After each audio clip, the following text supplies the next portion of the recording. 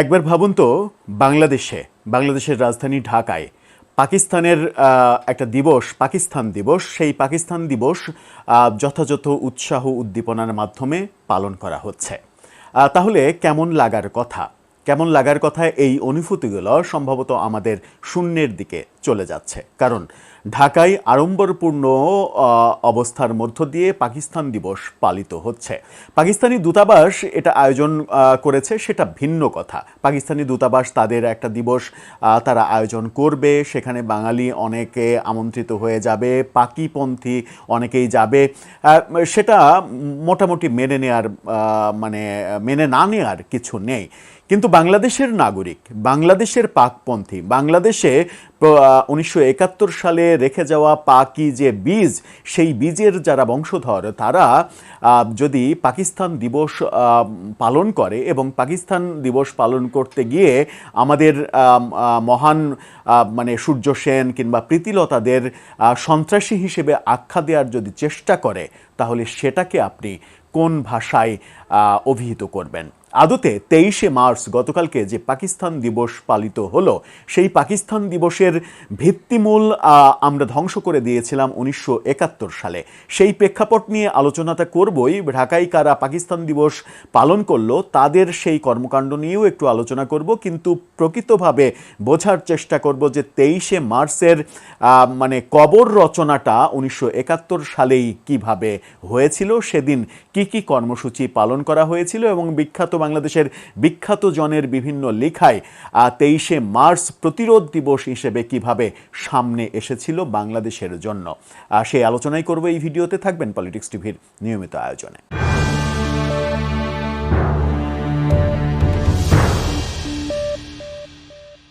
দর্শক, বলছিলাম ঢাকায় পাকিস্তান দিবস পালন হওয়ার কথা।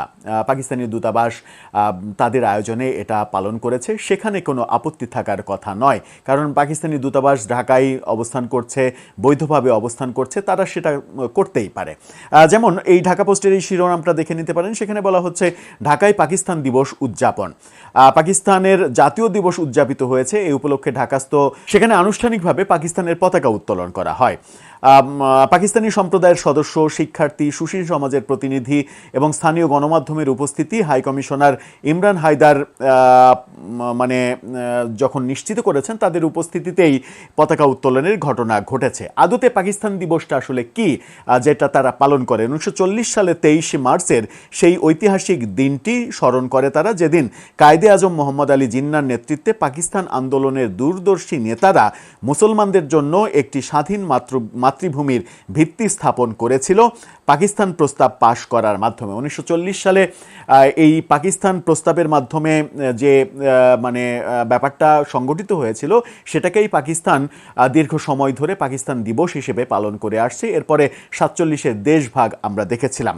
পাকিস্তান তাদের পাকিস্তান দিবস 23শে মার্চ পালন করবে, এতে কোনো বাধা নেই।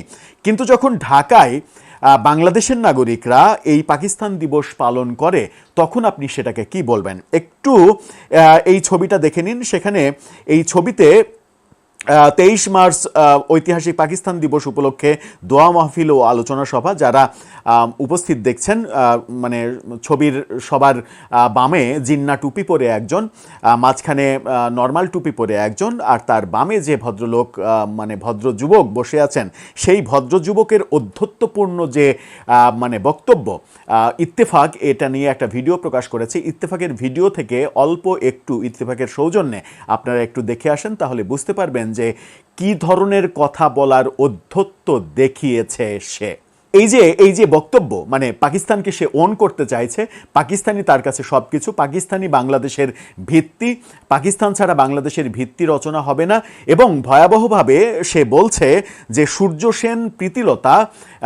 সেন প্রীতিলতা আমাদের জাতির জন্য যে মহান দুই ব্যক্তি, তাদেরকে এই যোদ্ধাদেরকে সে সন্ত্রাসী হিসেবে আখ্যা দিচ্ছে। এত বড় অধ্যত্ব প্রকাশ করছে বাংলাদেশের মাটিতে বসে। কিন্তু পাকিস্তানের এই জাতীয় দিবস 23শে মার্চ এটার কবর রচনা হয়েছিল 1971 সালে। কিভাবে চলুন একটু জেনে নিই। মানে একটা লিখাই আমরা দেখেছিলাম, শহীদ জাহানারা ইমাম তার লিখায় তিনি এভাবে লিখেছিলেন, আজ প্রতিরোধ দিবস।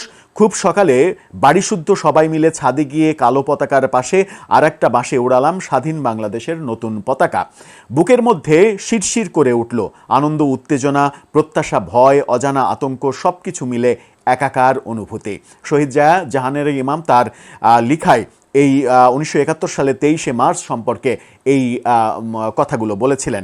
একই রকম কথা কবি সুফিয়া কামালের দিনলিপিতেও পাওয়া যায়। তিনি 71-এর ডায়েরিতে রাত 11টায় লিখেছিলেন, 23শে মার্চে পাকিস্তান দিবস উৎসব এবার স্বাধীন বাংলা উৎসব বলে পালিত হলো।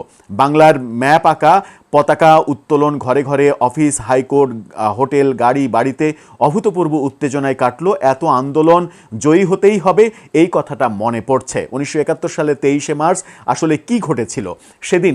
ইতিহাসের খেরোখাতা যদি আমরা একটু দেখতে চাই, সেই খেরোখাতায় কি লেখা আছে? ক্যালেন্ডারের পাতায় দিনটি ছিল পাকিস্তান দিবস। 1940 সালে লাহোর প্রস্তাবের স্মরণে যেটা পালন করা হয়, কিন্তু 71-এর মার্চ ছিল ভিন্ন। বঙ্গবন্ধু শেখ মুজিবুর রহমানের ডাকে অসহযোগ আন্দোলনে উত্তাল বাংলা সেদিন পাকিস্তান দিবসকে প্রত্যাখ্যান করে পালন করেছিল এক অনন্য প্রতিরোধ দিবস। 1971 সালে 23শে মার্চ এটার কবর রচনা হয়েছিল। পাকিস্তান দিবসকে আমরা প্রতিরোধ দিবস হিসেবে পালন করেছিলাম বঙ্গবন্ধুর নেতৃত্বে। তার নির্দেশে এটি সাধারণ ছুটিও ঘোষণা করা হয়েছিল। ভোর হতেই এক অভূতপূর্ব দৃশ্যের সাক্ষী হয় ঢাকা। কেন্দ্রীয় ছাত্র সংগ্রাম পরিষদের ডাকে ছাত্র জনতা আজিমপুর কবরস্থানে ভাষা শহীদ সহ বিভিন্ন গণতান্ত্রিক আন্দোলনের শহীদদের প্রতি শ্রদ্ধা জানিয়ে পরে পরিষদের নেতারা কেন্দ্রীয় শহীদ মিনারে পুষ্পস্তবক অর্পণ করেছিলেন। এরপরে একে একে সুপ্রিম কোর্ট, সচিবালয়, রাজারবাগ পুলিশ লাইন সহ সমস্ত সরকারি বেসরকারি ভবনে পাকিস্তানের চাঁদ তারা খচিত পতাকার বদলে সগৌরবে আমাদের যে পতাকা, আমাদের বাংলাদেশের যে স্বাধীন বাংলার যে পতাকা, সেই পতাকা মানচিত্র খচিত পতাকা উড়ানো হয়েছিল।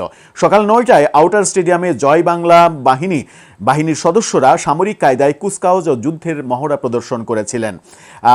পল্টন ময়দানে ছাত্র সংগ্রাম পরিষদ আনুষ্ঠানিকভাবে নতুন পতাকা উড়িয়েছিল। একমাত্র ক্যান্টনমেন্ট, প্রেসিডেন্ট ভবন, গভর্নর হাউস, তেজগাঁও বিমানবন্দর ছাড়া কোথাও পাকিস্তানের পতাকার কোনো চিহ্ন সেদিন আর দেখা যায়নি। সেদিনই প্রথম বাংলাদেশের পতাকা উড়েছিল। সকালবেলা ধানমন্ডি 32 নম্বরের বাসভবনে বঙ্গবন্ধু শেখ মুজিবুর রহমান নিজ হাতে বাংলাদেশের পতাকা ও কালো পতাকা উত্তোলন করেন। এ সময় সমবেত কণ্ঠে জয় বাংলা, জয় বাংলার জয় এই গানটাও গাওয়া হয়। উপস্থিত আওয়ামী লীগ স্বেচ্ছাসেবক বাহিনী সামরিক কায়দায় পতাকাকে অভিবাদন জানিয়েছিল। সমবেত জনতার উদ্দেশ্যে বঙ্গবন্ধু ঘোষণা করেছিলেন, বাংলার দাবির প্রশ্নে কোনো আপোষ নাই, বরং বহু রক্ত দিয়েছি আমরা, প্রয়োজন বোধে আরও রক্ত দেব, কিন্তু মুক্তির লক্ষ্যে আমরা পৌঁছাবই। সেই ঘোষণাটা বঙ্গবন্ধুর মুখে আমরা সেদিন শুনেছিলাম। তিনি তার বক্তব্যে স্পষ্ট করে দেন যে বাঙালি আর পরাধীন থাকবে না। প্রতিরোধ দিবসের এই চেতনা শুধু রাজপথেই সীমাবদ্ধ ছিল না, ছড়িয়ে পড়েছিল ঘরে ঘরে। মিরপুর 6 নম্বর সেকশনের ডি ব্লক 12 নম্বর রোডের বাড়িতে তরুণ কবি মেহরুন্নেসা তার 2 ভাইকে নিয়ে জয় বাংলা স্লোগান দিতে দিতে বাংলাদেশের মানচিত্র খচিত পতাকা উড়িয়েছিলেন। সেদিন সকালেই বেগম পত্রিকায় প্রকাশিত হয়েছিল তার শেষ কবিতা জনতা জেগেছে। সেখানে তিনি লিখেছিলেন, সেই অসাধারণ কবিতায় তিনি যেটা লিখেছিলেন তার 4 লাইন আপনারা শুনে নিন। সেখানে লিখেছিলেন, কায়েমি স্বার্থবাদী হে মহল, কান পেতে শুধু শোনো, 7 কোটি জয় বাংলার বীর, ভয় করি না কোনো, বেয়নেট আর বুলেটের ঝড় ঠেলে চিরসবুজের পতাকাকে দেব সপ্ত আকাশে মেলে। এরকম একটা কবিতা লিখেছিলেন তিনি। নির্ভীক কলমযোদ্ধা হিসেবে মেহরুন্নেসা নিজের অবস্থান পরিষ্কার করেছিলেন। এই অদম্য দেশপ্রেমী তার জন্য কাল হয়েছিল। পরবর্তীতে দেখা গিয়েছিল যে পাকিস্তান দিবসকে অস্বীকার করে বাংলাদেশের পতাকা ওড়ানো ও প্রতিবাদী কবিতা লেখার কারণে তিনি পাকিস্তানি দোসরদের কাছে দোসর হিসেবে চিহ্নিত হয়েছিলেন, যার করুণ পরিণতি আমরা দেখি 4 দিন পর 27 মার্চে ঘাতকরা তাকে এবং তার পরিবারকে হত্যা করেছিল। এই ভয়াবহ পরিণতি যে ঘটনার মাধ্যমে ঘটেছিল, সেই 23শে মার্চকে বাংলাদেশের মানুষ উদযাপন করার চেষ্টা করে। সেদিনের পত্রপত্রিকাগুলো গুলো ছিল প্রতিরোধ দিবসের বিভিন্ন রকমের খবর। 23 মার্চ দৈনিক পূর্বকোণ পত্রিকায় আজ প্রতিরোধ দিবস শিরোনামে প্রতিবেদন ছাপা হয়েছিল। সেই প্রতিবেদনের অংশটা আপনারা দেখে নিন। সেই দিনের সেই খবর, পাকিস্তান দিবস নয় প্রতিরোধ দিবস, সেই খবরটা দেখে নিন। টেলিভিশন চ্যানেলগুলোতে পাকিস্তানের জাতীয় পতাকার পরিবর্তে বাংলাদেশের পতাকা, মানে টেলিভিশন চ্যানেলে, বাংলাদেশের টেলিভিশন চ্যানেলে যেটা পাকিস্তান টেলিভিশন নামে ছিল, সেখানে বাংলাদেশের পতাকা উড়ানো হয়েছিল। পরদিন 24 মার্চ প্রকাশিত দৈনিক ইত্তেফাকের প্রধান শিরোনাম হয়েছিল রবীন্দ্রনাথ ঠাকুরের গান থেকে উদ্ধৃত করা, আমরা শুনেছি ওই মাভৈ মাভৈ মাভৈ, অর্থাৎ ভয় করো না।